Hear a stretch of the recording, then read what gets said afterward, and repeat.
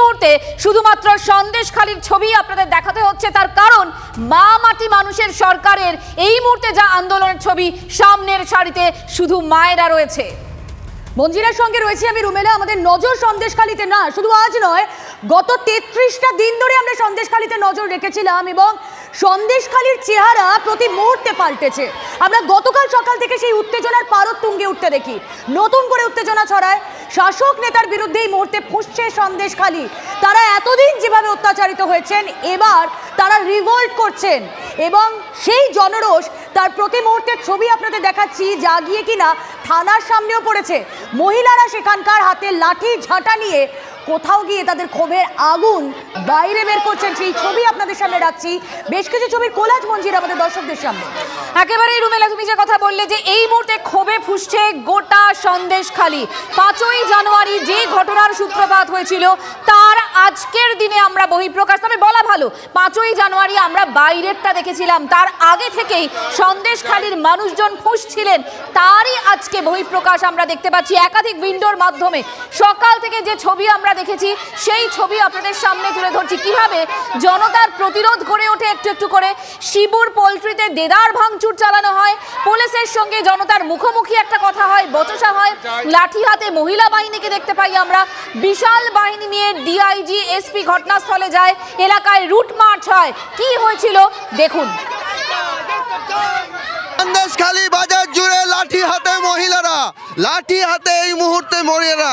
লাঠি হাতে কেন? লাঠি হাতে কেন? লাঠি হাতে আমাদের আত্মরক্ষার জন্য লাঠি নিয়ে এসেছি। লাঠি হাতে আত্মরক্ষা হবে? যতটা পারি আত্মরক্ষা করতে ততটাই চেষ্টা করব। উত্তম সন্ত্রাস শিবু হাজরা মা বোনদের কোনো ইজ্জত রাখছে না, বাড়ির থেকে তুলে নিয়ে চলে যাচ্ছে। কিছু বলতে গেলে তাকে হচ্ছে কোদালে ব্যাট দিয়ে মারছে, বলছে মেরে বডি গায়েব করে দেবো। আমরা দেখছি। আচ্ছা ঠিক আছে,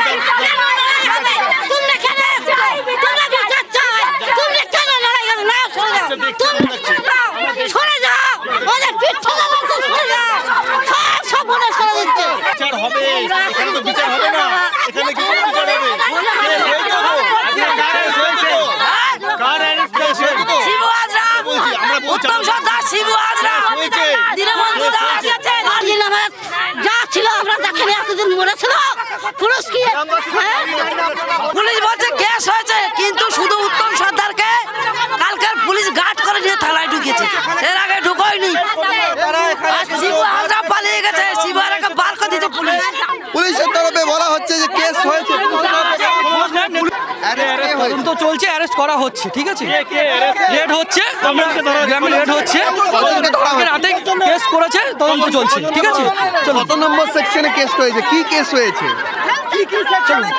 এটা কি সুমোটো কেস? সুমোটো কেস না, ওরা নিজেরা কমপ্লেন দিয়েছে, ওনাদের তরফ থেকে গ্রামের বাসীদের কমপ্লেন দিয়েছে, কেস হয়েছে। তারা ব্যারিকেড করার চেষ্টা করছেন, ব্যারিকেড করার চেষ্টা করছেন মহিলাদের, কিন্তু মহিলারা কিন্তু তারা কিন্তু উত্তেজিত হচ্ছে।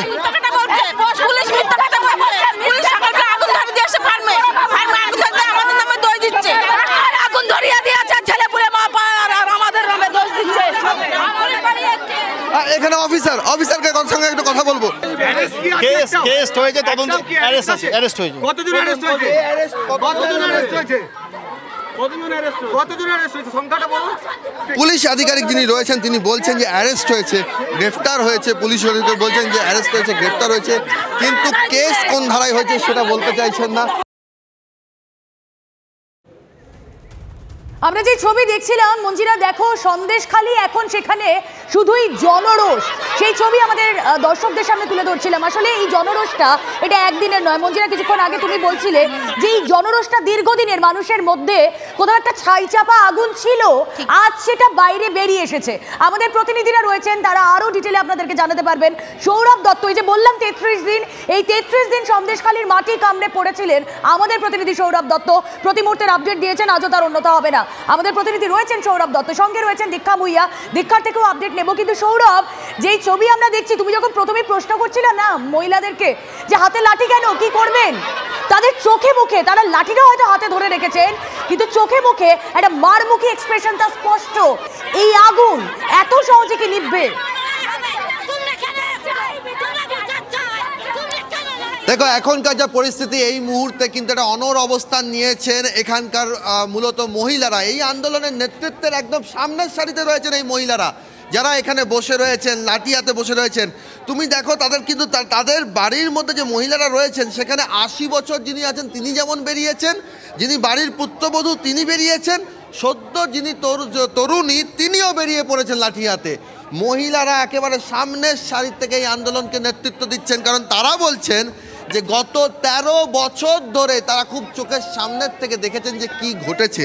আর সকাল থেকে এখানে কি ঘটলো আমরা দেখলাম যে গত বুধবার যে বিস্ফোরণ ঘটেছিল, যে গত 13 বছরের যন্ত্রণার যে বিস্ফোরণ ঘটেছিল, যে যন্ত্রণার মধ্যে তাদের যে চাষ জমি সেই চাষ জমি কেড়ে নেওয়ার অভিযোগ রয়েছে, যে যন্ত্রণার মধ্যে চাষ জমিতে নোনা জল, সেই যন্ত্রণার কথা শুনবো। এবং এই যে যাদের সঙ্গে তুমি কথা বলেছিলে, যারা মঞ্জিরা বসে আছে, তারা কিছুক্ষণ আগেই বলছিল কে এসপি, আমরা কোনো এসপি মানি না। অর্থাৎ পুলিশ প্রশাসনের ওপর তারা নিষ্ক্রিয়তার অভিযোগ তুলছে না, তারা চুপ করে যাচ্ছে। তারা বলছেন আমরা আর এদের কাউকে মানি না, তাই হাতে লাঠি তুলে নিয়েছি। আসলে রুমেলা, তুমি আগুনের কথা বলছিলে, আজকে সন্দেশখালীর মায়েরা বোনেরা উনুনে আগুন দেননি, তারা রাস্তায় নেমে এসেছেন, তাদের চোখে মুখে আগুন, ক্ষোভের আগুন। আর এক্ষেত্রে এই আগুন প্রশমিত করতে পারে কারা? প্রশাসন। এই মা বোনেদের কথা শুনতে পাচ্ছেন কি এ রাজ্যের মহিলা মুখ্যমন্ত্রী? আজকে বিধানসভায় বাজেট অধিবেশন, প্রশাসনের তরফ থেকে, নবান্নের তরফ থেকে কোনো রকম নির্দেশ কি এলো? দীক্ষা,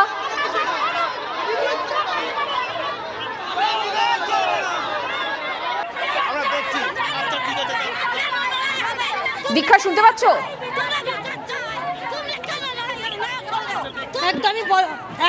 একদমই তোমার যে বক্তব্য সেটার পক্ষে আমি বলছি যে আজকে আমরা যেটা দেখতে পাচ্ছি যে মহিলারা রাস্তায় নেমেছেন। তো মহিলারা যেখানে রাস্তায় নামেন সেখানে কোথাও পিঠ থেকে গেলে কিন্তু মহিলারা রাস্তায় নামেন। এটা আমরা আগেও আমাদের যদি অতীতে দেখে থাকি তাহলে সেই ক্ষেত্রে দেখবো যে একেবারে দেওয়ালে পিঠ থেকে গেলে মহিলারা রাস্তায় নামেন। এবং আজকেও আমরা দেখেছি যে মহিলারা তখনই রাস্তায় নেমেছেন যখন তারা দেখছেন যাতে পিঠ থেকে গেছে। এবং তারা যে অভিযোগ করছেন, থানায় বারবার অভিযোগ জানাতে এলে তাদেরকে বলা হতো সেই আরেকবার একটু নির্দিষ্ট করি যে এরা কিন্তু পুলিশ আইন শৃঙ্খলার উপর কোনো আস্থা রাখছেন না। প্রশাসনের তরফ থেকে কোনো রকম বক্তব্য, কোনো রকম নির্দেশ কি এলো সন্দেশখালীতে?